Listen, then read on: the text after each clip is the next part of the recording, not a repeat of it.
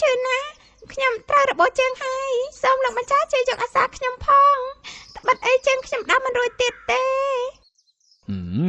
ហើយជើងរបស់អញឈឺវិតទងអីនឹងអញគិតថាអញនឹងជាអ៊ីណូឬមួយក៏ជាដុកទ័រកំពុងតែខ្វះសាច់ខ្លែមផងបើចាប់អញយកទៅឆាក្តៅអីថាលោកម្ចាស់ឆាប់មកកាប់យកអាច3ដុំនេះទៅចុះណែកុំមកលេងសើចអីអាចស្អុយម្លឹងជុកទៅធ្វើស្អីទៅអាចនេះគឺជាអាចទឹកណាលីតាបើអូនមិនជឿទេចាំបងបួងសួងឲ្យអូនបានមើលចុះសូមបារមីអាចទឹកជួយជប់អាហារឆ្ងាញ់ឲ្យខ្ញុំដូចក្តីបំណងប្រាថ្នាផងចុះពុតថយបងលៀងអាចនេះជប់ចេញអាហារពិតមែនអីហើយតែឲ្យស្ទើបង្កំអង្គាអស់នឹងឆៃកាត់អត់ទេបងដូចជាឆ្អើមចាំមិនដឹងទេបើជប់ចេញអាចអញ្ចឹងនោះ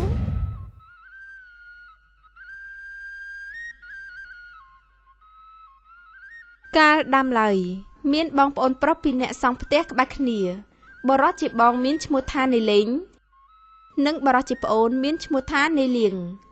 ពួកគេសុទ្ធតែមានគ្រួសាររៀងខ្លួនត្បិតពួកគេកាត់មកក្នុងផ្ទៃតែមួយក៏ដោយចុះតែអ្នកទាំងពីរគឺមានអត្តចរិតខុសផ្ទុយស្រឡះពីគ្នាដូចមេឃនិងដីនេលេងមានចិត្តលុបលន់និងច្រណែនឈ្នានីសមិនលើកលែងសំបីតែប្អូនប្រុសរបស់ខ្លួនឯងថ្ងៃនេះមកពីស្រែវិញមានអារម្មណ៍ថាហត់និងអស់កម្លាំងខ្លាំងណាស់ហើយឃ្លានបាយទៀតលក្ខណៈអូនបាយទឹកឆ្អិនហើយនៅឆ្អិនអីបងបើគ្មានក៏ដាំបាយផងនឹងក៏នៅសល់ដាំបានតែមួយពេលទៀតទេបើយើងដាំស៊ីឥឡូវនេះហើយចុះយប់យើងបានក៏ពីណាដាំទៅបងគ្មានប្រាក់ទិញផងហើយចောင်းឯងមិនក៏មិនទឹកជើងក៏ផ្ទះអាលៀងយកមកដាំស៊ីសិនទៅអន្ទង់វិញឆ្នាំងវិញមែនអូនឯងនេះខ្ញុំមិនខ្ចីទៅជន់ផ្ទះវាទេត្បិតអីអានេះជាប្អូនថ្លៃតែចរិតវាខ្មិតណាស់ដូចខ្សំវាទាំងដុំចឹងបងទៅខ្ចីក៏វាមកណាហើយចុះចាំបងជាអ្នកទឹកខ្ចីអូបងលេងមកដល់ហើយមកបងមកពិសាបាយជាមួយខ្ញុំសិនទៅស៊ីទៅអញស៊ីមិនចូលទេសំឡរោគតែសាច់គ្មានផងហើយអញស៊ីដែរអានេះអញអងក៏ដាំបាយស៊ីហើយប្រាក់អញក៏គ្មានដែរឲ្យអញជើងកុំមួយបាវពីរបាវយកទៅដាំបាយស៊ីសិនទៅមិនក៏អស់លឿនបែបនឹងបងហូបតែ2នាក់ប្តីប្រពន្ធសោះខ្ញុំឃើញបងប្រមូលផលបានស្រូវច្រើនជាងខ្ញុំទៅទៀតអង្គខ្ញុំនៅសល់ជាងពាក់កណ្ដាលទៀតឯណោះបងគឺអញមិនបានទុកស្រូវសម្រាប់ស៊ីច្រើននោះទេអញលក់ស្រូវជាងពាក់កណ្ដាលយកប្រាក់ជួយទៅឲ្យប្រពន្ធអញដើម្បីទិញសម្ពុតហូតផាមុងអស់ទៅហើយ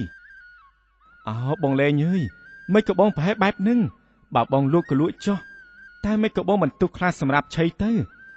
ល្មមតែដល់ខែប្រមូលផលស្រូវវិញគឺនៅយូរទៀតណាបងហើយបងបានអីឆៃទៅបើបងលក់ហើយបានលុយក៏អត់ដែរណែលៀងនេះឯងជឿអញឬមួយក៏ជាបងអញឬមួយក៏ជាប្អូនអញគ្រាន់តែខ្ចីអង្គវាម្ដងសោះអានេះវាហ៊ានបដៅអញផងបើអញអង្គស៊ីហើយអញសល់ច្រើនមិនក៏ឯងមិនចែកអញខ្លះទៅព្រោះអញនេះគឺជាបងឯងកុំនិយាយច្រើនឆាប់ទៅយកអង្គចូលមកឲ្យអញបបើមកមិនអីទេបងនៅចាំខ្ញុំកន្លែងនឹងហើយចាំខ្ញុំចូលទៅយកអង្គចូលមកឲ្យបងមួយបាវកាលដែលបានអង្គមួយបាវហើយនេះលេងក៏បានដើរទៅផ្ទះបាត់ទៅ